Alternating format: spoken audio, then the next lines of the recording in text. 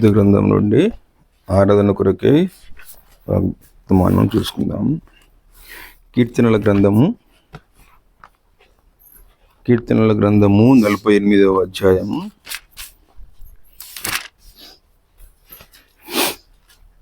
14వ వచనం. కీర్తనల గ్రంథము 48వ అధ్యాయము 14వ వచనం. అందరం కలిసి చదువుకుందాం. ఈ దేవుడు సదాకాలం మనకు దేవుడై ఉన్నాడు, మరణము వరకు ఆయన మనలను నడిపించును. ప్రార్థన చేసుకుందాం. పరిశుద్ధమైన దేవ, పల్లకు ముందున తండ్రి, ప్రభా, కీర్తనల గ్రంథము 48వ అధ్యాయము 14వ వచనం ప్రభా మేము చదువుతుంటాం. సహాయం చేయి, బలపరచు. ఏమి మాట్లాడాలనో తెలియనటువంటి వాడిని ప్రభా మీరే మాకు నోటికి నోరై ఉండి ఆత్మీయమైన ఆహారాన్ని ప్రభాని బిడ్డలకు ఈమని ప్రభా చేయాలి అప్పచెప్పుకుంటూ, అవును తండ్రి, మీకు నచ్చిన విధానంలో మాతో మాట్లాడమని చేయాలి అప్పచెప్పుకుంటూ, బలపరచమని ఈ వాక్యాన్ని విడిచి వడ్డించమని చేయాలి అప్పచెప్పుకుంటూ, దీని దరిద్రుని అవును తండ్రి నా పాపాలన్నింటినీ క్షమించి చేయాలి అప్పచెప్పుకుంటూ వస్తుడు రక్తంతో కడిగి శుద్ధీకరించమని చేయాలి అప్పచెప్పుకుంటూ వస్తున్నాను తండ్రి. సహాయం చేయమని చేయాలి అప్పచెప్పుకుంటూ మరలా ఎదుగు వచ్చి సహాయం చేస్తాను సూచిస్తూ యేసు నామమున స్తుతించి ప్రార్థించి వేడుకుంటున్నాను తండ్రి. ఆమేన్.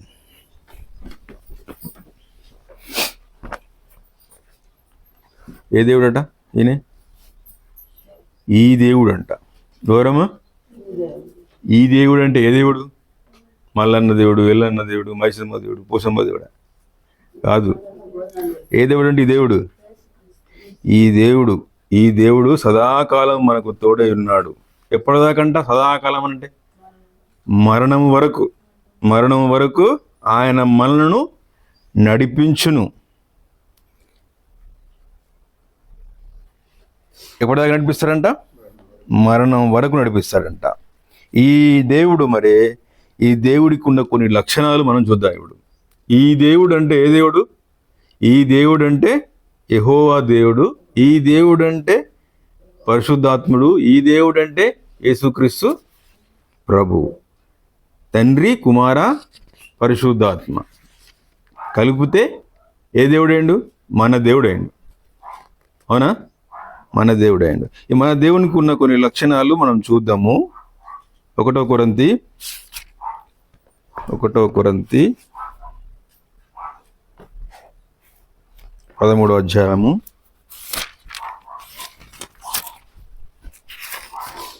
13వ అధ్యాయము 11వ వచనం.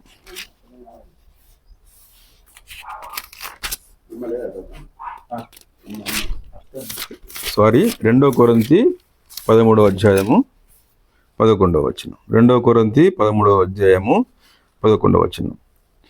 తుదకు సహోదరులారా, సంతోషించుడి, సంపూర్ణులై ఉండుడి, ఆదరణ కలిగి ఉండుడి, ఏక మనస్సు గలవారై ఉండుడి, సమాధానంగా ఉండుడి, ప్రేమ సమాధానములకు కర్తయగు దేవుడు మీకు ఏముండునంట? తోడై ఉండును. ఎవలకు కర్త అయ్యండట? ప్రేమ సమాధానాలకి కర్త అయిన దేవుడు. మరి దేవుడికి మన మీద ప్రేమ ఉందా?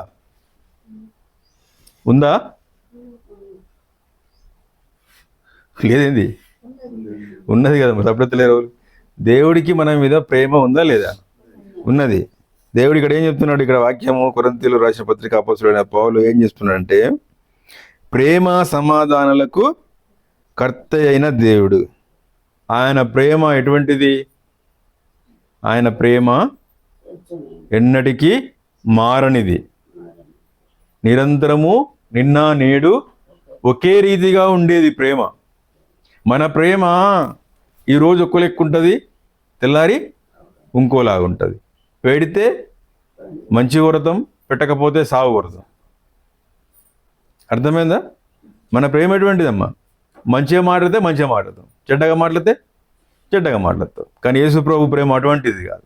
నువ్వు చెడ్డగా మాట్లాడినా మంచిగా మాట్లాడినా నువ్వు నశించకుండా ఉండాలని, నిన్ను రక్షించుకోవాలని ఆయన తాపత్రయపడుతున్నాడు. ఎన్నటికైనా మారని ప్రేమ. నువ్వు ద్వేషించినా మారదు, నువ్వు బైబిల్ చింపేసినా నీ మీద ప్రేమ మారదు, నువ్వు మందు తాగినా నీ మీద ప్రేమ మారదు, నువ్వు హత్యలు చేసినా నీ మీద ప్రేమ మారదు, నువ్వు ఎటువంటి పాపం చేసినా ఆయన ఆయన ఆయన నీ మీద ఆయనకున్న ప్రేమ మారదు. మనం ఎన్నటికైనా ఎప్పటికైనా తను ప్రేమించే దేవుడుగా ఉన్నాడు. ఏ పరిస్థితుల్లోనైనా ప్రేమించే దేవుడుగా ఉన్నాడు. చాలామంది ప్రేమ లేక చనిపోతున్నారు. ఏ ప్రేమ లేక? దేవుని ప్రేమ లేక, దేవుని ప్రేమ అర్థం కాక, మనుషుల ప్రేమను అర్థం చేసుకోలేక, ఒకరికొకరికి ఒకరి ప్రేమను అర్థం కాక, తండ్రి మీద కొడుకుకున్న ప్రేమ తండ్రికి అర్థం కాక, తండ్రికున్న ప్రేమ కొడుకు అర్థం కాక, భర్తకున్న ప్రేమ భార్యకు అర్థం కాక, భార్యకున్న ప్రేమ భర్తకు అర్థం కాక, అన్నకున్న ప్రేమ తమ్ముడికి అర్థం కాక, తమ్ముడికున్న ప్రేమ అన్నకి అర్థం కాక, అక్క చెల్లెల మీద ఉన్న ప్రేమ అక్క చెల్లెలకు అక్కలకు అర్థం కాక కొట్టుక చేస్తున్నాం మనం ఈ ప్రపంచంలో. ఈ ప్రేమలు శాశ్వతం కావు. కానీ ఒకటే ఒక ప్రేమ శాశ్వతమైన ప్రేమ. అది ఎవరి ప్రేమ? దేవుని ప్రేమ.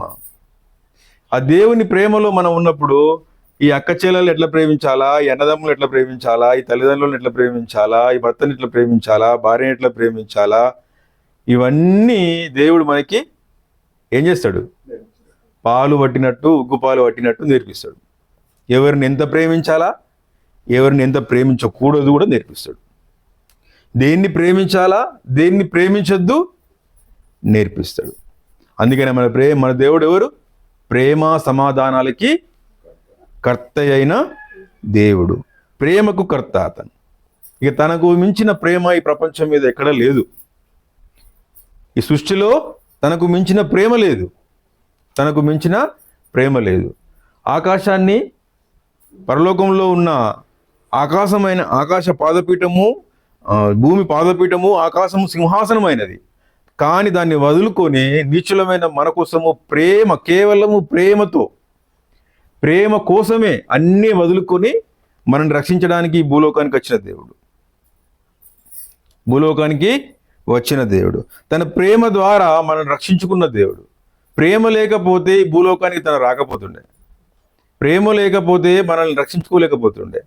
ప్రేమ లేకపోతే కలవరి శిలలో తన ప్రాణాన్ని అర్పించలేకపోతుంటుండే. ప్రేమ లేకపోతే తిరిగి లేచి 3వ దినమున మృత్యుంజయుడై తిరిగి రాలేకపోతుంటుండే. మరలా చివరి అంతం వరకు మనల్ని కాచి కాపాడి మరలా తిరిగి రాలేకపోతుండే. తిరిగి వస్తాడని నమ్ముతున్నాం అందరం. మళ్ళా ఎందుకు వస్తున్న అతను? దేనికోసం వస్తున్నాడు? ప్రేమ. ఆయన ప్రేమ, మన మీదున్న ఆయనకున్న ప్రేమ లాగుతుంది. ఎప్పుడెప్పుడు రావాలా అని చూస్తున్నాడు దేవుడు. కానీ దేవుడు వస్తే మనం ఏ స్థితిలో ఉన్నామో తనకు తెలుసు. కాబట్టి ఇప్పుడు నేను వెళ్తే వీడు పరలోక రాజ్యానికి రాలేడు, నరకానికి పాత్రుడవుతాడు అని చెప్పేసి ఆలస్యం చేస్తున్నాడు. తన రాకడని ఆలస్యం చేస్తున్నాడు. కానీ ప్రేమతో కృషించిపోతున్నాడు, ప్రేమతో కృంగిపోతున్నాడు. అందుకని తను మనకేమై ఉన్నాడు? ప్రేమ సమాధానాలకు కర్తయ్య ఉన్నాడు. ఆయన ప్రేమ అనంతం, అనంత కోటి విశ్వాల కన్నా ఈ ఒక్క విశ్వమే మనకు అర్థమవుతలేదు. ఈ ఒక్క విశ్వమే ఇంతవరకు శాస్త్రజ్ఞులకు అర్థం కాలేదంట. ఎంతవరకు ఉంది అంతం? ఆకాశం ఎంతవరకు అంతం ఉందో, ఎక్కడ దాకా ఉందో ఎవరికి వెళ్తలేదంట. ఇటువంటి ఒక్క విశ్వమికే అర్థమవుతలేదు మనుషుల జ్ఞానానికి అంతలేదు.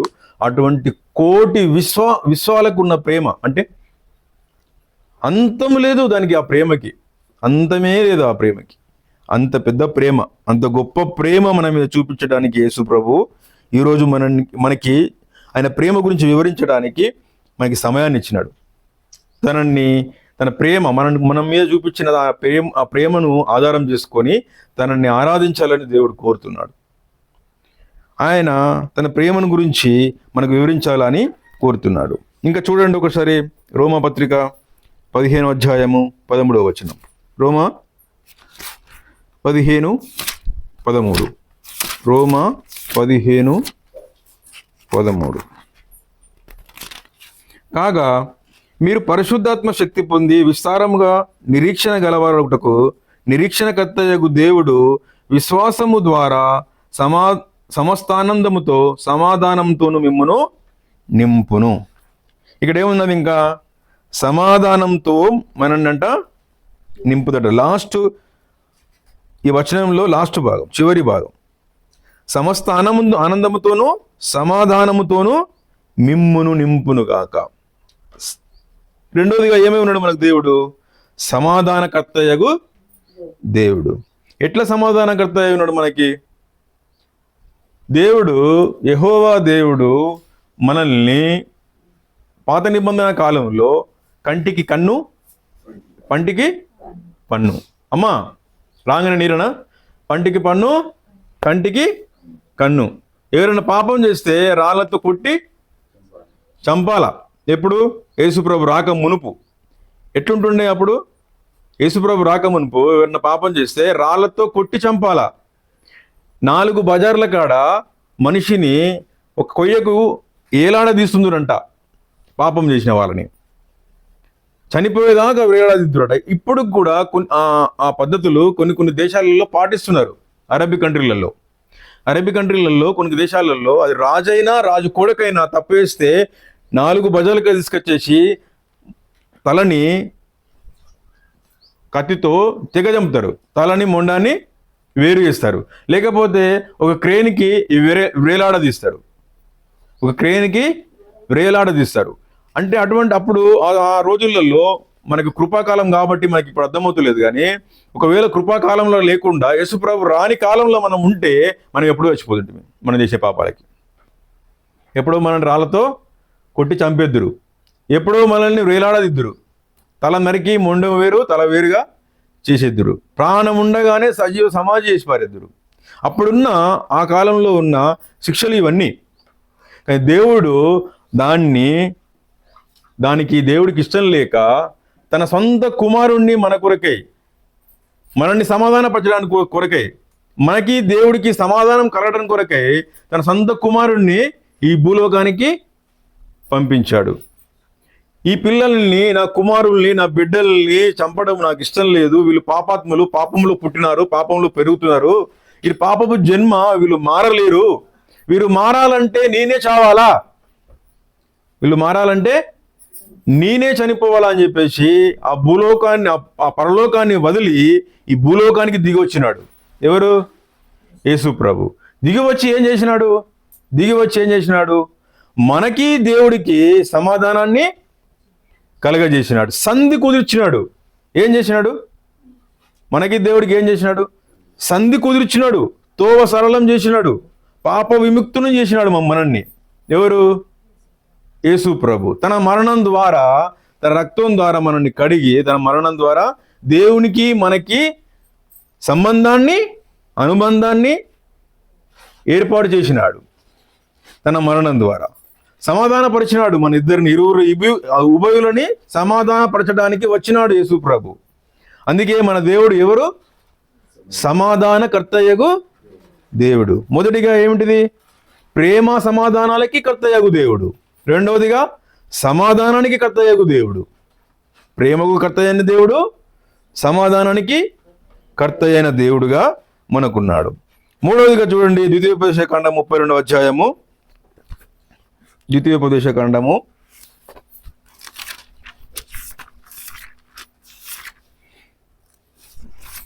32వ అధ్యాయము 4వ వచనం. 32:4. ఆయన ఆశ్రయదుర్గముగా నున్నాడు, ఆయన కార్యము సంపూర్ణము, ఆయన చర్యలన్నీ న్యాయములు, ఆయన నిర్దోషి అయి నమ్ముకోదగిన దేవుడు, ఆయన నీతిపరుడు, యథార్థవంతుడు. ఆయన ఇప్పుడు ఈ 4వ వచనంలో చివరి భాగం చూడండి. ఆయన నిర్దోషి అయి నమ్ముకోదగిన దేవుడు, నమ్మదగిన దేవుడు, నమ్మవలసిన దేవుడు. నిన్ను నన్ను నమ్మకపోవచ్చు, నువ్వు నన్ను నమ్మకపోవచ్చు, నిన్ను నమ్మకపోవచ్చు. అర్థమవుతుందమ్మా? నువ్వు నన్ను నమ్మకపోవచ్చు, నిన్ను నమ్మకపోవచ్చు కదా, నమ్మం కూడా. అర్థమవుతుందా? ఎంత అయిపోయినా మనం నమ్మం కూడా. ఎందుకంటే ఒకరి మీద ఒకరికి నమ్మకాలు అనేది ఉండవు. కానీ ఒక్కడి మాత్రమే ఉన్నాడు, నమ్మదగిన వాడు. ఆయననే యేసు ప్రభు. నీతిమంతుడు, నమ్మదగినవాడు. ఆయన నమ్ముకోదగిన దేవుడు అంట. మనము ఈ ప్రపంచం మీద ఎవరిని నమ్మినా మోసం చేయగలరు. ఎవరైనా నమ్ము ఖచ్చితంగా మోసం చేస్తారు. మోసం చేయకుండా ఉండేవారు ఈ ప్రపంచం మీద ఎవరూ లేరు. అందరూ మోసగాళ్ళే, అందరూ మోసగాళ్ళే. ఒక్కడు మాత్రమే ఉన్నాడు ఈ ప్రపంచం మీద, వచ్చినాడు, ఈ భూమి మీదకి వచ్చినాడు, తిరిగి వెళ్ళినాడు చనిపోయి, మరలా తిరిగి లేచి చనిపోయి తిరిగి లేచి వెళ్ళినాడు, మరలా రాబోతున్నాడు. నమ్మదగిన వాడు యేసుక్రీస్తు ప్రభు. ఆయన ఒక్కడే నమ్మదగిన వాడు. ఆయనను నమ్ము నువ్వు, ఇంకా ఎవరిని నమ్మకు, ఇంకా ఎవరిని నమ్మకు, ఆయనను మాత్రమే నమ్ము. మన దేవుణ్ణి మనం నమ్మి విశ్వసిస్తే ఆయన మనల్ని నమ్మదైన వాడు గనుక, నిత్యుడు గనుక, నీతిమంతుడు గనుక, ఆయన తప్ప నీతిపరుడు మరణం వరకు మనకు ఎవడు దొరకడు. మనం చనిపోయే వరకు వెయిట్ చేసినా కూడా ఆయన తప్ప ఈ లోకంలో నమ్మదగిన వాడు దొరకరు. జల్లడబట్టి లెంకినా కూడా నమ్మదగిన వారు ఈ లోకంలో దొరకరు. ఒక్కడు మాత్రం బయటపడతాడు. అతడు ఎవరంటే నిన్ను నన్ను రక్షించిన యేసు ప్రభు ఒక్కడే. యేసు ప్రభు ఒక్కడే నమ్మదగిన వాడు. చాలామంది అనుకుంటాం మనము, వీడిని నమ్మితే నన్ను మోసం చేసినాడు, వాడిని నమ్మితే మనల్ని మోసం చేసినాడు అని చెప్పి బాధపడుతుంటాం. నిన్ను ఎవరు నమ్మన్నారు? వాళ్ళని వీళ్ళని నమ్ము అని చెప్పి దేవుడు చెప్పినాడా? నమ్మదగిన వాడిని నేను ఒక్కనేరా అని చెప్తున్నాడు వాక్యం ప్రకారంగా దేవుడు. నేను ఒక్కడినే నమ్మదగిన వాడిని అని చెప్పినప్పుడు నువ్వు మనుషుల్ని ఎందుకు నమ్ముతున్నావు? సమాధానపరిచేవాడిని నేను ఒక్కనే అనుకున్నప్పుడు సమాధానం కోసం వేరేటోళ్ళ దగ్గరికి ఎందుకు వెళ్తున్నాం మనము? ప్రేమ నా ద్వారానే తప్ప ఇంకెక్కడ దొరకదు, నా ద్వారా తప్ప ప్రేమ ఎక్కడ దొరకదు అన్నప్పుడు ప్రేమ కోసము ఎందుకు విలువలాడుతున్నాము? నన్ను నా కొడుకు ప్రేమిస్తలేడు, నా బిడ్డ ప్రేమిస్తలేదు, నా అన్న ప్రేమిస్తలేదు, నా తమ్ముడు ప్రేమిస్తలేడు అని చెప్పేసి ఎందుకు బాధపడుతున్నాము? నిత్యుడగు దేవుడు నిత్యము ప్రేమించేవాడు మనకు తోడున్నప్పుడు మనం ఎందుకు బాధపడాలా? ఎందుకు కుంగిపోవాలా, కృషించిపోవాలా, నశించిపోవాలా? ఇంత గొప్ప దేవుడు మనకున్నప్పుడు ఎందుకు మనం బాధపడాలా? నిత్యము మనం అదే ఉంటున్నాము. ఎంత విన్నా వాక్యము, ఎంత వాక్యం చదివినా, ఎంత బైబిల్ చదివినా, ఎప్పుడు ఆ మందిరానికి వెళ్ళినా, దినం తప్పించి దినం మందిరానికి వెళ్ళినప్పుడు మాత్రమే భక్తుపరుల్లాగా ఉంటాము, వెళ్ళినప్పుడు మాత్రమే వింటాము, తర్వాత మర్చిపోతాం.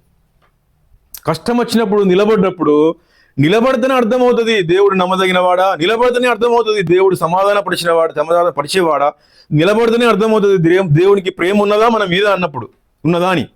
నిలబడబడితే ఏమర్థమవుతుంది మన మీద దేవుడికి ప్రేమ ఉన్నదా అని అర్థమవుతుందా? నిలబడాలి. కష్టం వచ్చినప్పుడు నిలబడాలి, నష్టం వచ్చినప్పుడు నిలబడాలి, మోసపోయినప్పుడు నిలబడాలి. అప్పుడు దేవుడు నమ్మదగినవాడా, లేదా సమాధానపరిచేవాడా, ప్రేమ కలిగినవాడా మనకు అర్థమవుతుంది. నిలబడక కష్టం వచ్చినప్పుడు దేవునికి దూరం అయి మనకి ఎక్కడ ఆసర దొరుకుతుంది అక్కడికి వెళ్తాము, ఎక్కడ నమ్మకం ఉంటే ఆడికి వెళ్తాము, ఎక్కడ ప్రేమ దొరుకుతుంది అని చెప్పేసి తిరుగుతూ ఉంటాం మనం, అసలైన దేవుని వదిలిపెట్టేసి. అన్ని వదిలిపెట్టి దేవుని దగ్గరికి వచ్చి నిలబడు, అప్పుడు ఆయన ఎటువంటి దేవుడో మనకి అర్థమవుతుంది. ఆయన ఎటువంటి దేవుడో మనకి అర్థమవుతుంది. ఇంకా చూడండి, ఇంకా ఎటువంటి దేవుడు మన దేవుడు. రోమపత్రిక 15వ అధ్యాయం అదే 13వ వచనం చూడండి. ఇంతకుముందుది రోమ 15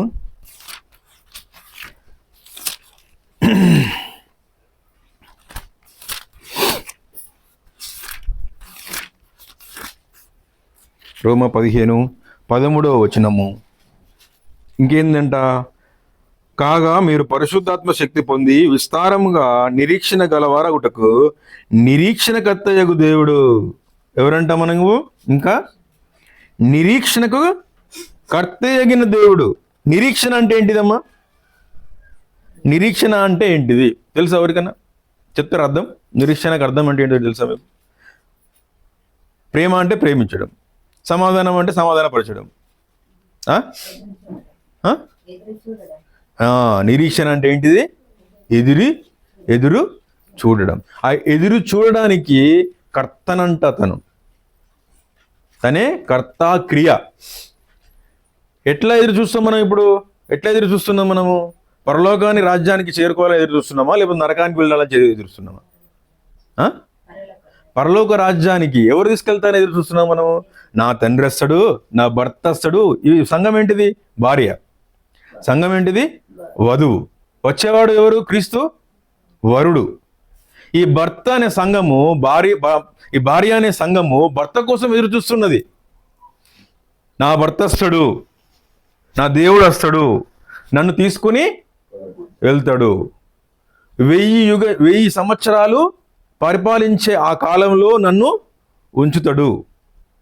ఏ కష్టాలు లేకుండా, ఏ నష్టాలు లేకుండా, ఏ కష్టాలు లేకుండా, ఏ నష్టాలు లేకుండా సుఖ సంతోషాలతో బంగారు వీధుల్లో మమ్మల్ని నడిపిస్తాడు అన్న నిరీక్షణ మనకిచ్చిన దేవుడు. ఉన్నా లేకున్నా, రేపటికి తిండికి ఉన్నా, రేపటికి రూపాయి లేకున్నా నన్ను నా దేవుడు బ్రతికిస్తాడు అన్న నిరీక్షణ మనకిచ్చిన దేవుడు. 10 లక్షల అప్పున్నది, నా దేవుడు తీర్స్తాడు, నా దేవుడు అన్యాయస్తుడు కాదు అన్న నిరీక్షణ ఇచ్చిన దేవుడు. మీకున్నదా నిరీక్షణ? ఉన్నదా నిరీక్షణ? నిరీక్షణ ఉన్నదా? నిరీక్షణ ఉంటేనే మనకి ఆ నిరీక్షణకర్తయ్యకు దేవుడు మనకి సహాయపడతాడు. నీకు ఆ నిరీక్షణ లేకపోతే నీ వెంట రావడానికి తను ఇష్టపడ్డాడు. ఆ నిరీక్షణ కలవరమేమైనా ఉండాలా. ఆ నిరీక్షణకు కర్త అయిన దేవుడు మనతో ఉన్నప్పుడు, ఆ నిరీక్షణ కలవరమేమైనా ఉన్నప్పుడే ఆయన నిజంగా నిరీక్షణకర్తయ్యకు దేవుడు అని మనం నమ్మిన వారంగా ఉంటాం. లేకపోతే మాటలు ఎవరైనా మాట్లాడచ్చు, నేను చెప్తున్నా. ఇప్పుడు నేను మాట్లాడచ్చు, నాకు ఎప్పుడు నా రంగు ఎప్పుడు బయటపడుతుంది? నాకు కష్టం వచ్చినప్పుడు బయటపడుతుంది. అవునా? నా కష్టం వచ్చినప్పుడు బయటపడుతుంది. నా కష్టం వచ్చినప్పుడు నేను ఎక్కడికి ఉరుకుతా? ముందుగా నా పోయేది ఎక్కడికి? ఫస్ట్ నాకు గుర్తుకొచ్చేది ఎవరు ఈ లోకంలో? మా నాన్న. అవునా కదా? తండ్రి కొడుకుకి ఎవరు గుర్తుకొస్తారు? ముందుగా సర్కన గుర్తుకొస్తారు ఎవరు? తండ్రి. కానీ అది కాదు, ఫస్ట్ గుర్తుకొచ్చేది ఎవరైనా భార్యకు ఏమన్నా ఆపద వచ్చినప్పుడు ఫస్ట్ గుర్తుకొచ్చేది భర్త. అవునా కదా? నాకేమన్నా ఇప్పుడు ఇంటికి యజమానికి ఏమన్నా ఆపద వచ్చినప్పుడు ఫస్ట్ గుర్తుకొచ్చారు, నాకేమన్నా అవుతే నా పిల్లల పరిస్థితి ఏందని పిల్లలు గుర్తుకొస్తారు. అవునా? పిల్లలు గుర్తుకొస్తారు, తల్లిదండ్రులు గుర్తుకొస్తారు, అత్తామామలు గుర్తుకొస్తారు, అమ్మ నాన్నలు గుర్తుకొస్తారు. అందరూ మన చుట్టాలే, మన బంధువులు. మనం ఎవరిని ప్రేమిస్తామో వారందరూ మనకి ఏమవుతారంటే గుర్తుకొస్తారు, మనాదికొస్తారు. కానీ దేవుడిని మాత్రం గుర్తు చేసుకో. ఎందుకంటే ఆ దేవుడే పెట్టిండి కష్టాలు అనుకుంటాం మనం. నీకు అర్థమవుతుందా? దేవుడి మీద కోపం మనకు అప్పుడు వస్తుంది. అందుకే దేవుని అప్పుడు మనం గుర్తు చేసుకో. అప్పుడు రావాల్సింది దేవుడి మీద కోపం కాదు, దేవుడి మీద ప్రేమ రావాలా. ఎందుకంటే ఆయన సంఖలో మనం ఉన్నంగా అనుకోవాలా. సంఖలు ఉన్నోన్నే దేవుడు గిచ్చుతాడు, కొడతాడు. దూరం ఉన్నోళ్ళని గుచ్చుతందుకు కొట్టతందుకు తనకి చేతు రాదు. అంటే దూరం ఉన్నాడు కాబట్టి వదిలిపెడతాడు. మీకు అర్థమవుతుందా? మన కష్టం వచ్చినప్పుడు మన కష్టాలు అత్తున్నాయి అని అంటే దేవుడు మనల్ని ఎత్తుకొని ఉన్నాడు అర్థం. దేవుని చేతుల్లో మనం ఉన్నాము అని అర్థం. ఆ నిరీక్షణ కలిగి ఉండాలా. నా కష్టం వచ్చిందంటే దేవుడు నాకేదో పరీక్ష పెడుతున్నాడు, నేను ఇలా నిలబడాలా అన్న నిరీక్షణ కలిగి జీవించాలా. అప్పుడు ఆ నిరీక్షణకర్త అయిన దేవుడు మన నిరీక్షణను గుర్తించి మన కష్టాల్లో, సుఖాల్లో, అన్నిట్లలో మనకు తోడుగా ఉంటాడు, నడిపిస్తాడు. అర్థమవుతుందా? మీకు అర్థమవుతుందమ్మా? కానీ మనం ఏం చేస్తాము? ప్రతిదానికి మనుషుల మీద ఆధారపడతాం, దేవుడిని వదిలిపెట్టి. అన్ని ఇచ్చిన దేవుడిని వదిలిపెట్టేసి ఏమి ఇయ్యని మనుషుల మీద ఆధారపడతాం.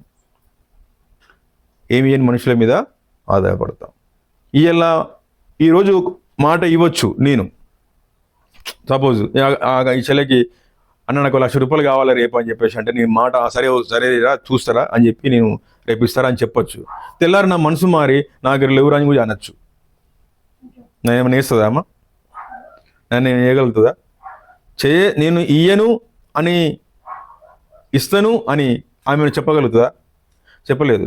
ఎందుకంటే మనసుని స్వభావమే స్వార్థ బుద్ధి కలిగింది. మనసు స్వభావమే ఫస్ట్ నుంచి చెడ్డది. మొదటి నుంచి మనుషుల స్వభావం ఏంటిది? చెడ్డది. ఈ చెడ్డ మనుషుని మాట నమ్మదగిన మాట నేనంటవా? నమ్మదగిన మాట కాదు. ఒకడు మాత్రమే నమ్మదగిన వాడు. తన దగ్గర మాట తీసుకోవాలి మనం. ప్రభువా నాకు చేస్తావా చేయవా, నాకు ఇస్తావా అయ్యో, నువ్వు ఎప్పుడు చెప్పదాకానే వదిలిపెట్టా. కానీ మనం పోయి ఇస్తాం, నువ్వు ఇస్తావయ్యో అన్న, ప్లీజ్ అన్న, దండం పెడతానే, కాళ్ళు మొక్కుతానే, నీ బాంచనే 50,000 ఇయ్యే, 1,00,000 ఇయ్యే, నీ బాంచనన్నా రేపు అవసరం ఉంది, నీ కాళ్ళు మొక్కుతానే అది బదులాడుతుంది తప్ప. అదే బదులాడు దేవుని దగ్గర వచ్చి బదులాడు. దేవుని దగ్గరికి వచ్చి బదులాడు. ఒక్కసారి అట్లా బదులాడు చూడు. మనుషుని చూడకుండా ఒక్కసారి దేవుని చూడు. ఆయన అదే చూస్తున్నాడు. వీడు నన్నెప్పుడు చూస్తుంది, ఈమె నన్నెప్పుడు చూస్తుంది, ఇది నన్నెప్పుడు చూస్తుంది, నన్నెందుకు గుర్తలేదు అని బాధపడుతున్నాడు యేసు ప్రభు. మనం ఏం చేద్దాం? మనుషుల్ని చూస్తాం. ఆపద వచ్చినప్పుడు ఎవరి దగ్గర డబ్బులు లెక్కుతాం, ఎంక్వైరీ పెడతాం. పలానాలు ఇల్లు మీరట, లేకపోతే పలానాలు జాగా మీరట, దగ్గర 10 లక్షలు ఉన్నాయట, మనం లక్షడదాం పోయి. అరే, లక్షలు కోట్లు సంపాదించే ఆశీర్వాదం కలిగిన దేవుడు మనకుండగా ఎవడో దగ్గరికి మనం ఎందుకు పోవాలా? వాటిని మనకి ఇయని దేవుడా? మనకి కనికరించని దేవుడా? ఆపద నుంచి గట్టెక్కించిన దేవుడా? మనకి ప్రతి అవసరతను తీర్చే దేవుడు. నా నామమున మీరు నన్ను ఏం అడిగినను ఇస్తానడు. నా నామమున నన్ను మీరు కొన్ని అడిగితేనే ఇస్తానడా? నా నామమున మీరు కొన్ని అడుగుతూ ఇయ్య అనడా? నా నామమున నన్ను ఏం అడిగినను, నన్ను ఏమన్నాడు అన్నాడు. అర్థమవుతుందా? ఏమన్నా అడుగు నువ్వు, దేవుడు ఇస్తాడు. మరి అంత నమ్మకం ఉన్న దేవుడిని మనం ఎందుకు నమ్ముతలేం? నమ్మకంగా చెప్పిన దేవుని మనం ఎందుకు నమ్ముతలేం? నమ్ముతున్నామన్నా అనుకుంటున్నాం తప్ప నమ్మట్లేదు మనం. అసలు విషయం వచ్చినప్పుడు మనం అప్పుడు అర్థమవుతుంది మన రంగంతా. అప్పుడు బాధపడుతున్నాడు దేవుడు. అరే, వీడికి ఇంత నమ్మకం ఇచ్చినా నేను, ఇన్ని వాక్య లేఖనాలు చూపిస్తున్నా నేను, ఇంత మాట్లాడుతున్నా వీళ్ళతోటి, వీళ్ళు ఎందుకు నన్ను నమ్ముతలేరు, వీళ్ళు మనుషులు ఎందుకు నమ్ముతున్నారు మళ్ళా అని చెప్పేసి దేవుడు బాధపడేవాడిగా ఉంటున్నాడు. దేవుడు బాధపడేవాడిగా ఉంటున్నాడు. తను ఎవరంటే ఇప్పుడు మనకి నిరీక్షణకర్తయ్యాకు దేవుడు. ఏ విషయంలోనైనా మనని ఆదుకుంటాడు అన్న నిరీక్షణ మనకు కలగజేసిన నిరీక్షణకర్తయ్యకు దేవుడు. ఆ నిరీక్షణ కలవరమే ఉన్నప్పుడు ఆ నిరీక్షణకర్త దేవుడా కాదా అని మనకు అర్థమవుతుంది. మనకు అర్థం కావాలంటే ఆ నిరీక్షణ కలిగి ఉండాలి. అర్థమవుతుందా? ఎప్పుడు కలిగి ఉండాలా? మనకు ఆపద వచ్చినప్పుడు కలిగి ఉండాలి. మనకు అర్థమవుతుంది. అప్పుడు దేవుడు అర్థం చేసుకుంటున్నప్పుడు మన గురించి అప్పుడు ఏదన్నా చేయగలుగుతాడు. నమ్మి చూడాలి, అంతే. నమ్మి విశ్వసించువారు సమస్తం పొందుతారు. అర్థమవుతుందా? నమ్మి విశ్వసించాల. నమ్మి విశ్వాసం లేక నమ్ముతాము కానీ మనం విశ్వసించాం. మళ్ళీ నమ్మాలా, విశ్వాసం ఉంచాల. అప్పుడు ఆయన నమ్మదైన వాడు నీతిమంతుడు కనుక తన సమస్త దుర్నీతి నుండి మనల్ని విడిపిస్తాడు. సమస్త దుర్నీతి నుండి మనల్ని విడిపిస్తాడు. అలాంటి దేవుడు మనకుండగా మనం ఎందుకు బాధపడాలా? బాధపడిన అవసరం లేదు. అర్థమవుతుందా? అందులకే దేవుణ్ణి స్తుతించే వారంగా, ఆరాధించే వారంగా ఉండాల. నిరీక్షణ కలిగిన దేవుడు మనకున్నందులకై, మనకు నిరీక్షణ కలిగజేసిన దేవుడు మనకున్నందులకై దానిని ఆరాధించేవారుగా ఉండాలి. ఇంకోటిగా చూడండి, అపోస్తల కార్యములు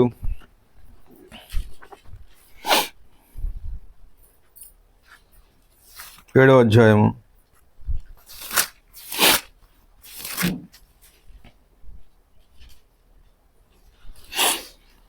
'అందుకు స్టెఫెను చెప్పినది ఏమనగా, సహోదరులారా తండ్రులారా వినుడి. మన పితరుడైన అబ్రహాము హారానులో కాపురముండక మునుపు మెసొపొతేమియాలో ఉన్నప్పుడు మహిమగల దేవుడు అతనికి ప్రత్యక్షమై, తను మహిమగల దేవుడు. ఇక్కడ ఏమవుతుంది? ఇక్కడ అందుకని అంటున్నాడు, తండ్రులారా, పితరులారా, సహోదరులారా అని పిలుస్తున్నాడు. ఎంతమంది పిలుస్తున్నాడు చూడు ఇక్కడ. అందుకు స్టెఫెను చెప్పినది ఏమనగా, సహోదరులారా తండ్రులారా వినుడి. మన పితరుడైన అబ్రాహాము హారానులో కాపురముండగా మనకు మెసొపొతేమియాలో ఉన్నప్పుడు, మన మునుపు మెసొపొతేమియాలో ఉన్నప్పుడు మహిమగల దేవుడు అతనికి ప్రత్యక్షమై. ఎవరంట ఈ దేవుడు? మహిమగల దేవుడు. ఎట్లా మహిమగలిగిన దేవుడు అన్నాడు? మనకిప్పుడు తన మహిమా స్వరూపాన్ని మనకి ఇవ్వడానికి వచ్చిన దేవుడు. తన మహిమా వస్త్రాల్ని మనకి తొలగించడానికి వచ్చిన దేవుడు. మన మహిమ వస్త్రం ఎక్కడ కోల్పోయిందాం మనం? మరి మన మహిమా వస్త్రం ఎక్కడ కోల్పోయింది? మనకు వస్త్రం ఉండాలి కదా. మనుషులందరికీ ఒక వస్త్రం లేదు. మనం బరవ దగ్గర తోకుంటారు బజార్లో. కొట్టి సాంతురు లేకపోతే పిచ్చోడని చెప్పేసి హాస్పిటల్ పడతారు, పిచ్చి ఆసుపత్రిలో పారేస్తారు. మనకు మహిమ వస్త్రం లేదు. మరి మనకు మహిమ వస్త్రం లేదు. ఎక్కడ పోయింది ఈ మహిమ వస్త్రం? ఎక్కడ పోయింది? ఆదాము అవ్వ కాలంలో వాళ్ళు తినొద్దు అని చెప్పిన పండుని తిన్నప్పుడు మహిమా వస్త్రాన్ని కోల్పోయినాం మనం. మహిమా శరీరాన్ని కోల్పోయి నార్మల్ శరీరాన్ని ధరించుకొని ఉన్నాం. రక్త మాంసాలు కలిగిన శరీరాన్ని ధరించుకొని ఉన్నాం. లేకపోతే మనకి మహిమా శరీరం ఉండేది. కోస్తే రక్తం వచ్చేది కాదు. ఎందుకంటే రక్త మాంసాలతో కూడిన శరీరం కాదు మనకి ఇచ్చింది దేవుడు. మహిమా శరీరంతో ఇచ్చినాడు దేవుడు. మనం దాన్ని కోల్పోయి రక్తమాంసంతో కూడిన శరీరంతో మనం జీవిస్తున్నాం. ఆ వస్త్రాన్ని కోల్పోయినాము అప్పుడు, ఎప్పుడు? ఆది యందు, ఆదాము అవ్వ కాలంలో. దాన్ని ఇవ్వడానికి వచ్చినాడు యేసు ప్రభు. ఎట్లా వచ్చినాడు? మహిమగల, ఎట్లా వచ్చినాడు? మహిమగల దేవుడిగా వచ్చినాడు. మహిమగల దేవుడిగా వచ్చినాడు. అక్కడ ఆదరించాలంటే వాడికి ఆదరణ తెలిసి ఉండాలి. ఆదరించాలంటే ఆదరణ తెలిసి ఉండాలి. ప్రేమించాలంటే ప్రేమ తెలిసి ఉండాలి. ప్రేమించాలంటే ప్రేమ తెలిసి ఉండాలి. మనకు మహిమ ఇయ్యాలంటే మహిమ కలిగి ఉండాలి. మహిమ కలిగిన వాళ్ళే మనకి మహిమ వస్త్రాలను ఇవ్వగలరు. మహిమ లేని వాళ్ళు ఇవ్వలేరు. అందులకే మన దేవుడు ఎవరంట? మహిమ గల దేవుడంట. నిరీక్షణ కలిగిన దేవుడు, మహిమ నిరీక్షణ కలిగి ఉన్న దేవుడు. మనకు మహిమ వస్త్రములను ధరించుటకై తిరిగి లోకానికి రెండవసారి రానే ఉన్న దేవుడు. మళ్ళీ రెండవసారి మహిమ వస్త్రాలని ధరింపజేయడానికి రానాయి ఉన్న దేవుడు. మధ్యాకాశంలో మన పెళ్లి విందులో, మనకి దేవునికి జరిగే పెళ్లి విందులో మనల్ని ఉంచడానికి, తీసుకెళ్ళడానికి వచ్చే మహిమగల దేవుడు. అర్థమవుతుందా అని చెప్పింది మీకు అర్థమవుతుందా? మనల్ని మధ్యాకాశంలోకి తీసుకెళ్తాడు. ఎప్పుడు? తన రెండవ రాకడలో. ఈ మధ్యాకాశంలోకి తీసుకువెళ్ళి అక్కడ 7 ఏండ్ల పెళ్లి విందు, అమ్మా 7 ఏండ్ల పెళ్లి విందు చేస్తాడంట. నా బిడ్డ పెళ్ళి ఒకరోజే చేసినాం. మా బిడ్డ పెళ్ళి విందు ఒకటే రోజు. ఒక్కో రోజుకి ఏడికైనా కూడా ఏదైనా పెళ్లి కాడికి పోతే మంచిగా చేసినావు శ్రీ, నువ్వు మంచిగా చేసినావు శ్రీ అంటున్నారు. ఒక్క రోజుకే 7 సంవత్సరాల పెళ్లి విందు ఉంటుందంట. 7 సంవత్సరాల పెళ్లి విందు అంటే ఒక్కో రోజుకి 2 సార్లు భోజనం ఉంటుందా? ఖచ్చితంగా తింటాం కదా 2 సార్లు. మనిషిని 2 సార్లు తింటాం. ఒక్కో రోజుకి 2 సార్లు తింటాం. నెలలు కాదు, సంవత్సరాలు కాదు, ఎన్నంట? 7 సంవత్సరాలంట. మరి ఆ భోజనం ఎట్లుంటుందో? విందు ఉంటుందంట. 7 సంవత్సరాల పెళ్ళి విందులో మనల్ని పాలు పంచుకోవడానికి, తన భార్యగా మనల్ని తీసుకొని వెళ్ళడానికి. మళ్ళీ విందులో పాల్గొనడంలో ఎవరం? మనం చుట్టాలం కాదు, బంధువులం కాదు. యేసు ప్రభు ఎవరంట? వరుడు. మనం ఎవరము? వధువులం. వధువులం అంటే ఎక్కడ కూర్చుంటాం? పోయి యేసు ప్రభు పక్కన కూర్చుంటాం. పక్కన కూర్చోబెడతారు కదా, దూరం కూర్చోబెడతారా? వధువుల్ని పక్కనే కూర్చోబెడతారు. మరి ఇప్పుడు పెళ్లి విందులో ఇప్పుడు భోజనం చేసేటప్పుడు మీరు విషయంలో చూడలే, కానీ మా బిడ్డ పెళ్ళిలా భోజనం చేసేటప్పుడు పెళ్లి పిల్లను పెళ్లి కూతురుని ఒక్కడ కూర్చోబెట్టి, అటు ఒక్కరిని ఇటు ఒక్కరిని, అటు ఇటు తల్లిదండ్రులు కూర్చోబెట్టి, చుట్టాలందరినీ ముంగడ కూర్చోబెట్టుకొని మేము ఒకటి టేబుల్ వేసి కూర్చోబెట్టినాం అందరినీ. ఏంటిది అది? కుటుంబంతో కలిసిన భోజనం. ఫ్యామిలీ టేబుల్ వేసి కూర్చోబెట్టినాం. సెంటర్లో పిల్లాన్ని కూర్చోబెట్టినాం. ఇప్పుడు మనం ఎక్కడ కూర్చుంటామంట? మనం ఎవరం? తన భర్తలం, తన భార్యలం. మనం ఎవరు? తన భార్యలం. మనం దాని పక్క ఆయన కోసం సింహాసనం ఉంటుంది, పక్క పండు ఇంకో సింహాసనం ఉంటుంది. ఆ పక్క పండు సింహాసనంలో మనల్ని కూర్చోబెడతాడు. విందులో ఎవరు ఉంటారు?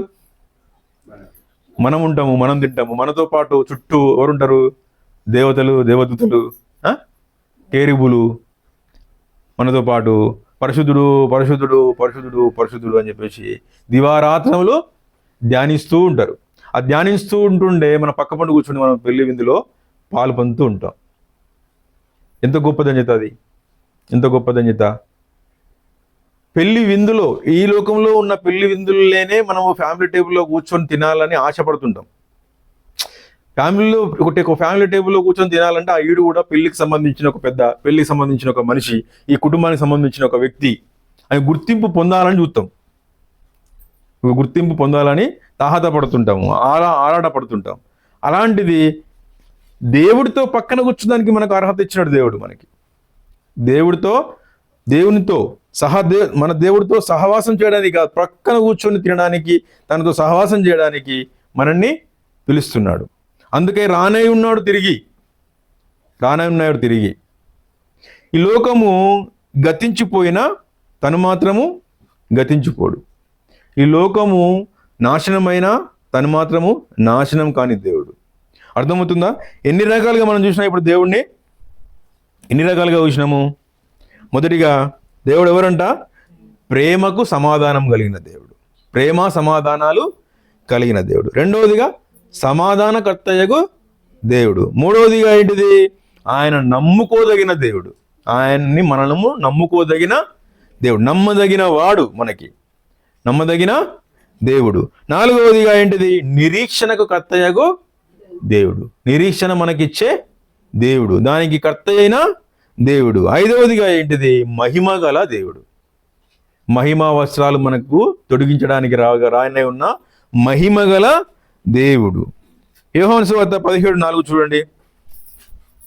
యోహాను సువార్త 17వ అధ్యాయము 4వ వచనం.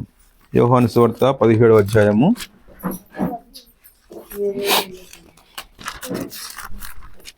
4వ వచనం. చేయుటకు నువ్వు నాకిచ్చిన పని నేను సంపూర్ణంగా నెరవేర్చి భూమి మీద నిన్ను మహిమపరిచితిని. ఎవరికి చెప్తున్నాడు ఇక్కడ ఈ పని? యేసు ప్రభువు దేవుడితో చెప్తున్నాడంట. ఆల్రెడీ దేవుడు మనల్ని మహిమపరచడానికి దేవుడు వచ్చినాడు. మనకు మహిమ వస్త్రాలు దొరికించడానికి దేవుడు వచ్చినాడు. నేను సంపూర్ణం చేసిన ప్రభా, సంపూర్ణం చేసిన తండ్రి అని ఇక్కడ ఆల్రెడీ దేవుడితో, పరలోకంలో ఉన్న దేవుడితో యేసు ప్రభు మాట్లాడుతున్నాడు. నువ్వు నాకు ఇచ్చిన పనిని సంపూర్ణం చేస్తుని నిన్ను మహిమపరిచితిని. దేవుణ్ణి మహిమపరిచినాడు. మనం నమ్మితే చాలు, అందులో మనకు పాలు దొరుకుతుంది. అది మనం నమ్మితే చాలు, మనకేం దొరుకుతుంది? అందులో ఏం దొరుకుతుందమ్మా? పాలు దొరుకుతుంది. మహిమగల సంఘంలో చేర్చాడు మనల్ని. మహిమగల సువార్త వినిపిస్తున్నాడు మనకి. అర్థమవుతుందమ్మా? మహిమగల సంఘంలో చేర్చినాడు.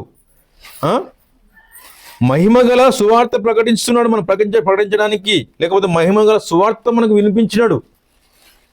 మహిమగల సువార్త మనకు వినిపించినాడు. మహిమగల రాజ్యాన్ని మన కొరకై ఇచ్చినాడు. రాజులైన యాజక సమూహంగా మనని చేర్చినాడు తన మహిమ ద్వారా. అర్థమవుతుందా? ఇవన్నీ మనకు చేసిన దేవుడిగా ఉన్నందులకై తనను స్తుతించి ఆరాధించబద్ధులమై ఉన్నాము. మన దేవుని బిడ్డలంగా తను కోరుకునేది ఏంటంటే ఆత్మతో సత్యంతో వీళ్ళు నన్ను ఆరాధించాలా అని కోరుతున్నాడు. ఆత్మతో సత్యంతో వీళ్ళు నన్ను ఆరాధించాలా అని కోరుతున్నాడు. ఆత్మ ఉందా, సత్యం ఉందా మన దానిలో? ఆత్మ సత్యం ఉందా మన ఆరాధనలో? మా ఆత్మ సత్యం మన ఆరాధన లేకపోతే మన ఆరాధించే ఆరాధన ఎక్కడికి వెళ్తుంది? ఆరాధించే ఆరాధన ఏడికి వెళ్తుంది? దేవుడి దగ్గరికి మాత్రం చేరదు. అది సాతాను దొంగలించుకోపోతాడు. ఈ ఆరాధన నాది అనుకుంటున్నాడు. వీడు చేసే ఆరాధన నాది. ఆత్మ సత్యం అని అంటే ఏంటిది? ఇప్పుడు మనకు సమాధానం కలగాలనుకున్నప్పుడు ఏడిపోతాం అనుకుంటున్నాము. ఇప్పుడు సమాధానకర్త దేవుడి దగ్గరికి వెళ్ళాలి. కానీ మనం ఏం చేస్తున్నాము? ఎక్కడ సమాధానం దొరుకుతో అని మనుషుల దగ్గరికి వెళ్తున్నాం. అప్పుడు సత్యం ఉన్నదా? అలా సత్యం ఉన్నదా? ఆత్మ ఉన్నదా? మరి లేదు. మరి ఎట్లా ఆరాధిస్తావు నువ్వు? డబ్బులు అవసరం పడ్డాయి నీకు. రేపు డబ్బులు అవసరం పడితే ఫస్ట్ పోయేది ఎక్కడికి? దేవుడి దగ్గరికి వెళ్తున్నావా? డబ్బులు ఉన్న దగ్గరికి వెళ్తున్నావా? డబ్బులు ఉన్న దగ్గరికి వెళ్తున్నావు నువ్వు. అక్కడ సత్యం ఎక్కడుంది? ఎట్లా ఆరాధిస్తావు మరి నువ్వు? ఏ రకంగా ఆరాధిస్తావు? ఆపద వచ్చింది, ఆపద తెచ్చేవాడి దగ్గరికి వెళ్తున్నావా? దేవుడి దగ్గరికి వెళ్తున్నావా? ఎమ్మెల్యే దగ్గరికి, ఎంపీ దగ్గరికి, సర్పంచుల దగ్గరికి, ఎంపీటీసీల దగ్గరికి వెళ్తున్నావా? లేకపోతే దేవుడి దగ్గరికి వెళ్ళాలనుకుంటున్నావా? ఒకవేళ దేవుని దగ్గరికి వెళ్ళకుండా లోకంలో ఉన్న అధికారుల దగ్గరికి వెళ్ళాలని నువ్వు అనుకుంటే అక్కడ సత్యం ఎక్కడున్నది? మరి నీ ఆరాధన సత్యం ఎట్లా అవుతుంది? నీ ఆరాధన సత్యం ఎట్లా అవుతుంది? ఒకవేళ నేను చనిపోతే నిత్య అగ్నిగుండానికి వెళ్తున్నానా, లేకపోతే నిత్య స్వర్గానికి వెళ్తానా అని చెప్పేసి నిరీక్షణ నీకు కలిగి ఉన్నదా? స్వర్గానికి వెళ్తాను అన్న నిరీక్షణ నీకు కలిగి లేకపోతే నీ ఆ నిరీక్షణలో సత్యం ఎక్కడున్నది? మరి ఎట్లా ఆత్మతో సత్యంతో ఆరాధిస్తావు దేవుణ్ణి? ఎట్లా ఆత్మతో సత్యంతో ఆరాధిస్తావు? అబద్ధికులమై ఉంటాం లేకపోతే దేవుని దగ్గర. నేను ఆత్మతో సత్యంతో నేను ఆరాధిస్తున్నావు ప్రభువా ఆమె అని అంటే ఆ ఆమెనన్న పదానికి అర్థం అవునుగాక అని. ఆమెనన్న పదానికి ఏంటి అంటాము అర్థం? అవునుగాక, జరుగునుగాక. ఇంకేమిటిది? ఇంకేమన్నట్టు? ఇప్పుడు కొంతమంది అంటారు తదాస్తు అన్నట్టు. అన్యులలో ఏమంటారు? తదాస్తు. పైన దదాస్తు దేవతలు ఉంటారు, జాగ్రత్తలు అంటారు ఏమైనా మాట్లాడితే. నిజంగా గిట్ట అని మన ప్రార్థన, మన ఆరాధన ఆమెన్ అని అంటున్నామంటే అవునుగాక, తదాస్తు అన్నట్టు. మరి ఆత్మ సత్యం లేకపోతే ఎట్లా అవునుగాక తదస్తు అవుతుంది? ఎట్లా దేవునికి ముడుతుంది ఆరాధన? దేవునికి ఎట్లా సమర్పిస్తామో ఆరాధనని? ఏ రకంగా సమర్పిస్తామో ఆరాధనని? నామకవర్ధంగా రోజు వస్తున్నామో పోతున్నామో రామశిలిక అన్నట్టుంటే పరిస్థితి ఎట్లా మనది? ఎప్పుడు బాగుపడతాం మనం? ఎప్పుడు వచ్చేది తెలియదు. దేవుడు ఆల్రెడీ 3వ ప్రపంచ యుద్ధం స్టార్ట్ అయ్యేటట్టున్నది. దేవుని రాకడకి ఈ గుర్తులు జరుగుతున్నాయి. భూకంపాలు వస్తున్నాయి, అక్కడక్కడ భూకంపాలు వస్తున్నాయి. అక్కడక్కడ ఏంది మన పక్కలు కూడా వస్తున్నాయి. అర్థమవుతుందా? మన భూకంపం వచ్చిందంట గోదావరి కనిలో. ఎన్టీపీసీలో మా బావగారు పోతున్నారు. ఎన్టీపీసీలో ప్రొద్దున లేచి మబ్బులో 4 గంటలకు లేచి తలకా తినట్టు అవుతున్నారు, గిట్ట తింటున్నట్టు అవుతుందంట. ఇదేందని చెప్పి చూసేసరికి టీవీ చూసుకుంటే కొంచెం తెల్లారినాక టీవీలో న్యూస్ వస్తుందంట. ఏంటిదంటే భూకంపం వచ్చింది కూడా మనకు అర్థం కాదు. వాళ్ళు కళ్ళనిండా చూసి అనుభవించిండు స్పృహ, వాళ్ళకు తలకా తినట్టు అనిపించిందట తప్ప భూకంపం వచ్చింది అనుకోలేరట. ఏదో తల తిరుగుతుంది నాకు అనుకుంటున్నారట. నీకు అర్థమవుతుందా? వచ్చిన భూకంపం అర్థం కాకపోతే దేవుడు ఎట్లా అర్థమవుతాడు? అత్తుండని ఎట్లా అర్థమవుతాడు మనకి? దేవుడితో సంబంధం ఉంటే మనకు అర్థమవుతుంది అది భూకంపమా లేకపోతే దేవుడి రాకడనా అని. దేవుడి స్వరం వినాలంటే ఆ స్వరం వినే గుణం మనకు కావాలా. ఆ స్వచ్ఛమైన మనసు మన దగ్గర ఉండాలా. స్వచ్ఛత లేకపోయిన తర్వాత దేవుడి స్వరం ఎట్లింటామమ్మా? వినలేం కదా. మన హృదయంలో కుళ్ళు, కుతంత్రము, ద్వేషము, ఒకరి మీద కోపము, ఇవన్నీ పెట్టుకున్న తర్వాత దేవుని స్వరం మనకి వినస్తుంది. వినరాదు. దేవుని స్వరము వినరాదు. ఒక్కవేళ గిట్ట వినరాకపోతే ఖచ్చితంగా మనం నరకపాత్రులమే అవుతాం. ఏం తీసుకెళ్తాం? ఎన్ని రోజులు బతుకుతాం? ఇంకా స్వచ్ఛంగా జీవించకపోతే మన బ్రతుకు ఎందుకు? అసలు మనం దేవుని నమ్ముకొని ఎందుకు దేవుణ్ణి? మనం డైరెక్ట్గా పోయి విందులలో పాల్గొనం తీయాల. ఈరోజు సండే అందరు పార్టీలు చేసుకుంటే అక్కడ తిరుగుతుంటారు. కొంతమందికి 2 రోజులు వీకెండ్స్ ఉంటాయి, శనివారం ఆదివారం.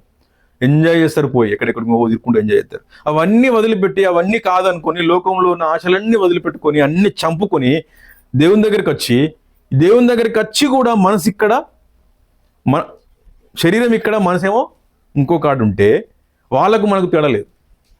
వాళ్ళన్న చక్క నరకానికి వెళ్తారు, కానీ మనం అటువా ఇటు అర్థం కాకుంటాం. మన పరిస్థితి వాళ్ళన్న చక్కగా నరకానికి వెళ్తామని నిరీక్షణ వాళ్ళకు ఉంటుంది, కానీ మనం నరకం వెళ్తామో సరకం వెళ్తామో అర్థం కాదు. అయోమయ స్థితిలో ఉంటాం. ఎన్ని రోజులు బతుకుతాం చెప్పండి మీరు? ఎన్ని రోజులు బతుకుతాం? ఇంకా అమ్మ నువ్వు ఇంకెన్ని రోజులు బతుకుతావు? ఖచ్చితంగా చెప్పు, ఎన్ని రోజులు బతుకుతావు? నీకు నమ్మకం చెప్పు.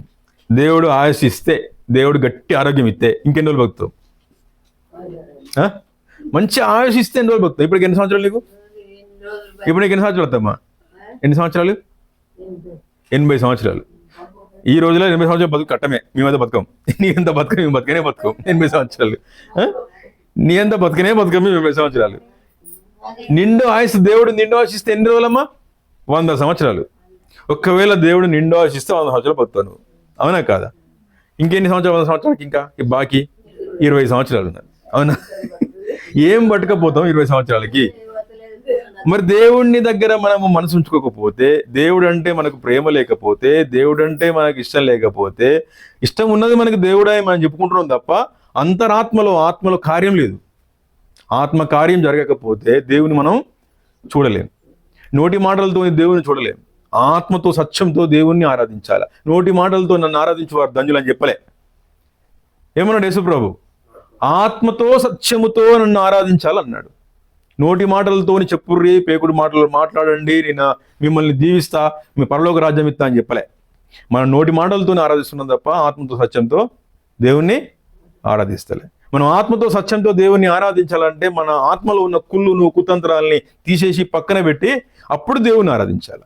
అప్పుడు ఆ దేవుడు ఆ ఆరాధనకి వింటాడు. దానికి ఏదైనా ఘనత దొరుకుతుంది, ఆ ఆరాధనకి ఏమైనా స్థానం దొరుకుతుంది. పరలోక రాజ్యంలో ఇంకొకటి ఎత్తబడు. మనం పరలోక రాజ్యము వెళ్ళాలా? యేసు ప్రభు మనసులో ఉండాలా? పరలోక రాజ్యం వెళ్దామా? యేసు ప్రభు మనసులో ఉందామా? చెప్పండి. పరలోక రాజ్యం పోదామా? యేసు ప్రభు మనసులో ఉందామా? అర్థమైతలే కదా? పరలోక రాజ్యం బోధమా, యేసు ప్రభు మనసులో ఉందమా?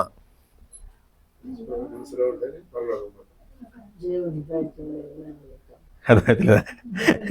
యేసు ప్రభు మనసులో ఉంటే దేవుడు ఎక్కున్నాడు, యేసు ప్రభు ఏడున్నాడు అని చెప్పేది నువ్వు మనం జాగ్రత్తగా కలిగి ఉండాలా. ఇప్పుడు నేను మాట్లాడిన మాటలు మీకు అర్థం కాకపోతే సాతాను రేపు వస్తాడు, అంత్యక్రీస్తు వస్తాడు. అంత్యక్రీస్తు వచ్చేసి నేనే క్రీస్తున్నా అని చెప్పి నేను నమ్మిస్తే నువ్వు నమ్మితే ఎట్లా పరిస్థితి? నేనే క్రీస్తుని అని చెప్పి రాబోతున్నాడు. దేవుడు చెప్తున్నాడు ఆల్రెడీ బైబిల్లో, నేనే క్రీస్తుని, నేనే దేవుడు, నేను అక్కడ ఉన్నాడు ఇక్కడ ఉన్నాడు అని చెప్పి చెప్తారు. మీరు మోసపోకుడి అని చెప్పి అన్నాడు యేసు ప్రభు. మరి నువ్వు ఇప్పుడు నేను పరలోక రాజ్యంలో పోతావా, నరకం దేవుని మనసులో ఉంటావా, యేసు ప్రభు మనసులో ఉంటావా అంటే నీకు అర్థమవుతలేదు. నీకు అర్థమవుతలేదు. దేవుని మనసులో ఉందామని చెప్దామా, పరలోక రాజ్యంలో పోదామని చెప్దామా అని అర్థమవుతలేదు. ఈ అంత్యక్రీస్తు వచ్చి నేనే క్రీస్తు అంటే నువ్వు నమ్ముతావా నమ్మ? మరి నమ్మిన తర్వాత నువ్వు పరలోక రాజ్యం ఎట్లా పోతావు? వాడిని నమ్మితే నువ్వు పరలోక రాజ్యం ఎట్లా వెళ్తావు? అంత్యక్రీస్తు ఎవడో, నిజమైన క్రీస్తు ఎవడో మనం తెలుసుకున్నప్పుడు మాత్రమే మనం పరలోక రాజ్యానికి వెళ్ళడానికి ఆస్కారం ఉంటుంది. మంచి చెడుకు భేదాన్ని కనుగొనాల. ఒక గుడ్డును కొన్నప్పుడు, బట్టను కొన్నప్పుడు, బంగారాన్ని కొన్నప్పుడు, వస్తువును కొన్నప్పుడు మంచిదా చెడ్డదా కాదే తెలుసుకొని కొంటాం మనం, అవునా కాదా? భక్తి చేసేటప్పుడు కూడా గదే వేయాలి. ఈ భక్తి మనం నడిచే భక్తి కరెక్ట్ అయిన భక్తేనా, లేకపోతే తప్పుడు దారులు నడుతున్నాం ఆ భక్తిలో అని. తప్పుడు దారులు నడిచినామనుకో నరకమే. అది గ్రహించుకున్న జ్ఞానం కలిగి ఉండాలి. దేవుడు ఒకవేళ ఆ జ్ఞానం లేకపోతే, నాకు జ్ఞానం లేదు ప్రభా, నాకు తెలియలేదు ప్రభా, నాకు అర్థమవుతలేదు ప్రభా, నాకు తెలివి ఇయ్యి, జ్ఞానం ఇయ్యు అని చెప్పి దేవుని అడగాల. అర్థమవుతుందా? అప్పుడు మనకు దేవుడు ఆ జ్ఞానాన్ని ఇస్తాడు. అంత్యక్రీస్తు ఎవడో, నిజమైన క్రీస్తు ఎవడో ఎట్లా తెలుసుకోవాలి ప్రభా, నాకు అర్థమవుతలేదు, నాకు జ్ఞానం ఇవ్వని చెప్పంటే దేవుడు ఆ జ్ఞానం ఇస్తాడు. నిజమైన బోధ ఏందో, అబద్ధమైన బోధ ఏందో నాకు అర్థమవుతలేదు, నాకు నిజమైన బోధ వినిపించే జ్ఞానం, నిజమైన బోధని గమనించే జ్ఞానాన్ని, నిజమైన బోధన ఏర్పాటు చేసుకునే జ్ఞానం నాకు కలగజేయ ప్రభు అంటే నిజమైన బోధ ఏందో, అబద్ధమైన బోధ ఏందో దేవుడు తెలియపరుస్తాడు. అప్పుడు మనం నిజమా అబద్ధాన్ని తెలుసుకొని అబద్ధాన్ని పక్కన పెట్టి నిజాన్ని పూజిస్తాం. అది తెలియకపోతే నరకం పోయేదాకా అర్థం కాదు. నరకము పోయేదాకా అర్థం కాదు. నీకు అర్థం చేసుకో. నువ్వు చనిపోయి నువ్వు స్వర్గానికి పోతున్నా అనుకుంటావు. నరక ద్వారం దాకా పోయినప్పుడు దగ్గర తగులుతుంది. అప్పుడు అబ్బబ్బ నేను పోతున్నా, నరకానికి పోతున్నా అర్థమవుతుంది. అప్పుడు ఎంత ముతుకున్నా లాభం లేదు. అంత మోసం చేస్తాడు సాతాను, గుర్తుపెట్టుకోండి. నువ్వు నడిచేది భక్తే అనుకుంటాడు, నువ్వు నడిపించేది భక్తే అనుకుంటాడు. మనం ఈ రోజులలో అందరం పోయేది అంతా దానికోసం పోతున్నాం. దేనికోసము? ఎక్కడ మహిమ కూడికలు పెడతారో, ఎక్కడ స్వస్థత కూడికలు పెడతారో, ఎక్కడికి పోతే బాగుపడుతున్నామో ఆడికి ఇవ్వాలనుకుంటున్నాం, అవునా కాదా? స్వస్థత సభలకు పోయి కూడికలకు పోతేనే దేవుడు మనకు అన్ని ఇస్తా అని చెప్పిండా? ఎక్కడ ఇద్దరు ముగ్గురు కూడి నాకు ప్రార్థన చేస్తారో అక్కడ నేనుంటా అన్నాడు. ఆయన ఉన్న కాడ ఏమన్నా కొదువు ఉంటుందా? ఆయన ఉన్న కాడ కొదువనే ఉండదు. మరి ఆయన ఇద్దరు ముగ్గురు కూర్చున్న కాడ ఉంటా అంటున్నాడు. ఇద్దరు ఉంటే చాలు కూర్చుంటాడు ఆయన ఉంటాడు అక్కడ అన్నప్పుడు, నీకున్న కష్ట నష్టాల కోసము ఇతరుల మీద ఎందుకు ఆధారపడాలా? ఇతర పాస్టర్ల మీద ఎందుకు ఆధారపడాలా? ఇతర సంఘాల మీద నువ్వు ఎందుకు ఆధారపడాలా? ఇద్దరు ముగ్గురు కూర్చుని నేను నన్ను మొకరిస్తే చాలు, నేను అక్కడ ఉంటున్నా అన్న దేవుడు మనకు అంత మంచి మాట మనకు చెప్పిన దేవుడిని వదిలిపెట్టేసి మనము ఎందుకు స్వస్థతలు ఎంబడ, మహిమ కూడికలు ఎంబడ, కూటములు ఎంబడ ఎందుకు పరిగెత్తాల? చాలా మంది ఇక్కడ నుంచి ఎక్కడికి వెళ్తారు? ఇదేంది ఊరున్నది, కల్వ టెంపుల్, బెల్లంపల్లి. అంత మోసం ఏంటిది? ఇప్పుడు అదేంది అబశబ రబరాబా అంటాడు. అర్థం ఏంటిది? ఆడికి కూడా తెలియదు అర్థం. అదేందో అర్థం ఆడికి కూడా తెలియదు. దేవుడు దేవదూతల భాషల్లో మాట్లాడతారని చెప్పినాడు, అన్య భాషల్లో మాట్లాడతారని చెప్పినాడు తప్ప అన్య భాషల్లో మాట్లాడతారు అంటే అంజులు ఎవరు? దేవుని నమ్మని ప్రజలు అంజుల భాషలు ఏంటిది? తెలుగు భాషనే. మనకు అంజులు ఉండరు. ఇప్పుడు మన నరసింగపురంలో అందరు అంజులు లేరా? వాళ్ళ భాష ఏంటిది? తెలుగు. అబశబ రబరాబా మాట్లాడతారు, అర్థమవుతుందా? ఎవరు ఎక్కడి నుంచి వచ్చిన ఎప్పుడు చెప్తారు. వాళ్ళకి అర్థమయ్యే భాషలో మనం మాట్లాడాలా? అర్థమవుతుందా? దేవదూతల భాష అంటారు. దేవదూతలు ఇక్కడ ఉన్నారా? దేవదూతలు భూమి మీద జీవిస్తున్నారా? మరి ఆ భాష మనకెందుకు? అది మోసం అని మనకు అర్థమవుతలేదా? అది మోసము. ఇప్పుడు ఉండడు ఒక మనిషి అలా కూర్చుంటాడు, తమ్ముడు శ్రీకాంత్ లే, నీకోసం నీ గురించి నన్ను దేవుడు మాట్లాడుతున్నాడు, నీకేమో నొప్పి ఉందట రా అంటాడు. అని నిల్చుండి ఎవరో ఒకరు ఉంటారు అటువంటి వాళ్ళు, మనం మోసపోతాం అటువంటి వాళ్ళని చూసి. అంటే రా లే అంటాడు, లేనగానే వస్తుంటాడు. వచ్చేసిన తర్వాత ఏంటి సంగతి చెప్పాలంటే, నన్ను ఇట్ట పరిస్థితి నా అన్న, నాకు అట్ట పరిస్థితి ప్రభు, నన్ను అన్న అని చెప్పేసి చెప్తుంటే, చూడు నీ గురించి నన్ను దేవుడు మనతో మాట్లాడినాడు, నీకు ఇట్లా ఉన్నది, ఇటువంటి ప్రభావం ఉన్నది నీ మీద, లేకపోతే నువ్వు ఇట్లా కష్టపడుతున్నావు, ఇట్లా నష్టపోతున్నావు అని చెప్తుంటే, ఇక్కడ కూర్చున్న వాళ్ళంతా అరే బలి ఉన్నది, ఆ అన్నకు బలి తెలిసిండు. అరే అన్నకే బయలుపరచాడా, నీకు బయలుపరచాడా దేవుడు? అన్న తోప, పాస్టర్ల తోపులు ఎవరు కాదు. పాస్టర్లు కూడా నరకానికి పోవచ్చు, గుర్తుపెట్టుకోండి. పాస్టర్లు కూడా నరకానికి పోవచ్చు. పాపము ఎవరికి సొంతం కాదు, ఒక్కరికి సొంతం కాదు. పాపం అందరికీ ప్రాప్తిస్తుంది. ప్రతి ఒక్కరికి పాపము అంటుకుంటుంది. ఎవరికి నీకు అంటుకోను, నీకు అంటుకోను అన్నది ఎవరినైనా పాపంలో పడగొడుతుంది. పాపం అది పాస్టర్ కానీ ఇంకెవరన్నా కానీ ఖచ్చితంగా పడగొడుతుంది. దానికి బదలం కాదు పాపానికి. మరి అటువంటిప్పుడు నువ్వు అటువంటి వారిని నువ్వు నమ్మి మోసపోయి నువ్వు అదే దానిలో ఉంటే, రేపు దేవుడు వచ్చినప్పుడు నువ్వు దేవుడు రాక నీకు ఎట్లా అర్థమవుతుంది? మనిషి మాట్లాడే మాటలే మనకు అర్థం కాకపోతే, అది నిజమా అబద్ధమో అర్థం కాకపోతే, దేవుని మాటలు మనకి ఎట్లా అర్థమవుతుంది? అతను రాకడం మనకి ఎట్లా అర్థమవుతుంది? మనం నిరీక్షణ కలిగి ఎట్లా జీవిస్తున్నట్టు? మనం నిరీక్షణకు కర్త అయిన దేవుడు అని మనం చెప్పుకున్నాం కదా ఇప్పటిదాకా. మనకి ఉన్న నిరీక్షణ ఏంటిది? మరి దేవుడు వస్తాడన్న నిరీక్షణ మనకు ఉన్నది. కరెక్ట్. ఎట్లా వస్తాడు? దేవుని రాకడ సూచనలు ఏంటి? ఆయన దేవుడేనా కాదా తెలుసుకోవద్దా? ఎవరిని పడితే వాడిని దేవుడు అని నమ్ముతామా? నేను యేసు ప్రభుని వచ్చినా అని చెప్పండి నమ్ముతూ ఉరుకుతాం అయిపోయి. దేవుడా కాదని తెలుసుకోవాలి కదా. మరి తెలుసుకోవాలంటే ఎట్లుంటుంది? తెలుసుకోవాలంటే ఏం చేయాలా? దేవుడితో సహవాసం చేయాలా, ఆయనతో సహవాసం చేయాలా. ఆయన వచ్చినప్పుడు ఆటోమేటిక్గా మనకు అర్థమవుతుంది. మన ఆత్మ పురుకొల్పబడుతుంది, ఆత్మ అంటగట్టబడుతుంది, జేంట్ అవుతుంది. ఓకే నా తండ్రి వచ్చిండని అర్థమవుతుందా? అది లేకపోతే అంత్యక్రీస్తు వచ్చినప్పుడు ఈడే నా యేసుప్రభు అని చెప్పేసి వెళ్ళిపోతాం అంత్యక్రీస్తు వెంబడ. అప్పుడు నరకానికి పాత్రులం అవుతాం. అది మనం గ్రహించకపోతే ఈ జీవితము వేస్ట్. ఎప్పుడు చనిపోయేది తెలియదు. కొంతమంది ఆత్మహత్యలు చేసుకుంటారు. పాపం మొన్న మా యూనియన్లో ఒక అమ్మాయి, చిన్న వయసు 30 సంవత్సరాల అమ్మాయి, తెల్లారి ఈరోజు నాతో మాట్లాడింది. అన్నయ్య పరిస్థితికి ఇది సంగతిని మాట్లాడితే, నువ్వు బాధపడకరా, మేము అందరం ఉన్నాం కదా అది అని చెప్పినాం. తెల్లారి ఊరేసుకొని చనిపోయింది.